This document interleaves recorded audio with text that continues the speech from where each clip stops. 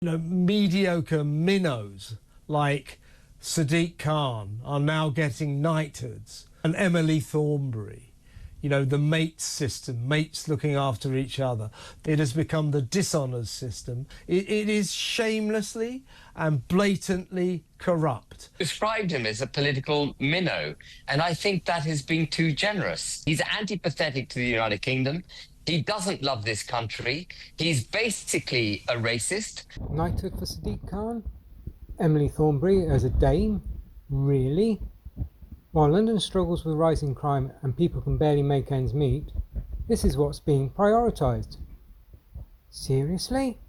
It's no wonder people are outraged. And guess what? A petition to block Khan's knighthood has already passed 100,000 signatures. But here's the real question. Will the Prime Minister listen this time?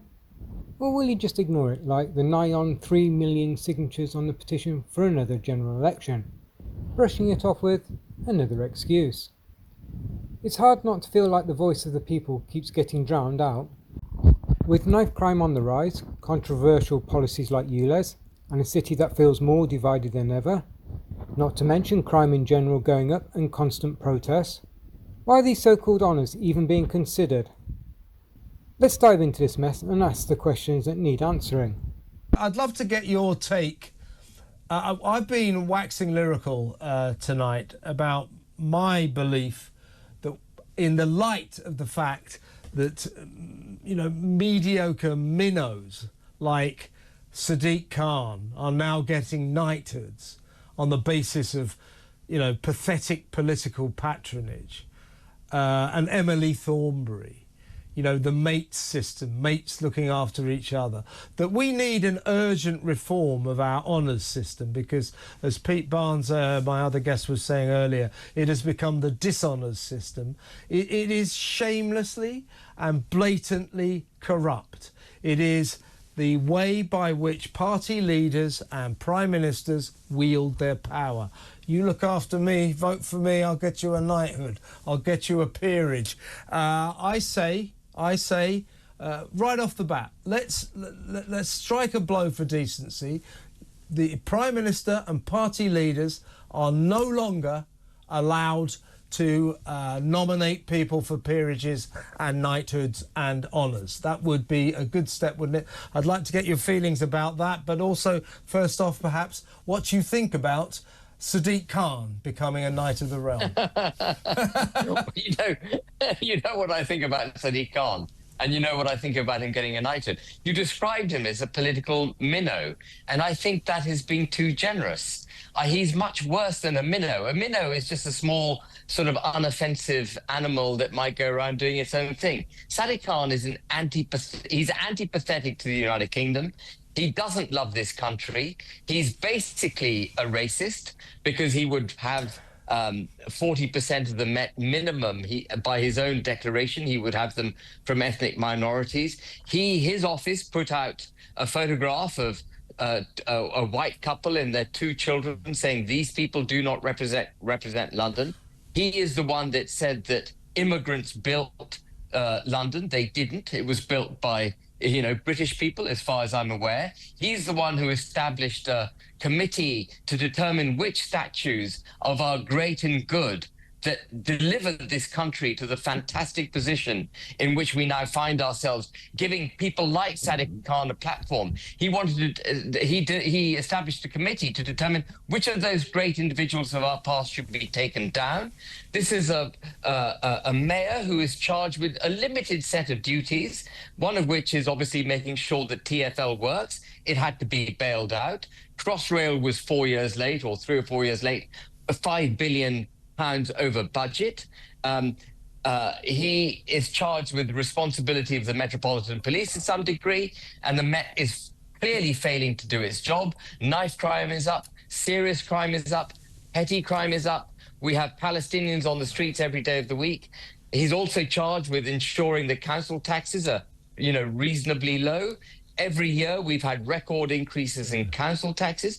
This is a man who has singularly failed in his job as the mayor of London, and, as I said, holds this country in contempt, holds the natural indigenous population, for want of a better description of this country, in contempt. This is a man who should be nowhere near office.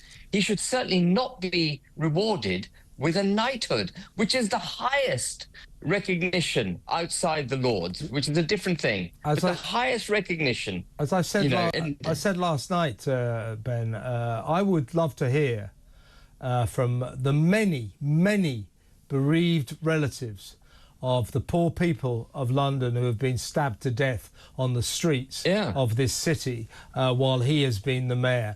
He has been outrageously ineffective in doing anything about this. He hasn't bothered to do this. Meanwhile, just drones on and on about ULEZ and clean air and making this the greenest. I forgot about ULEZ. See, in my diatribe, I forgot about ULEZ. Yeah. Absolutely. ULEZ. I mean, it's an assault on the working class of this city.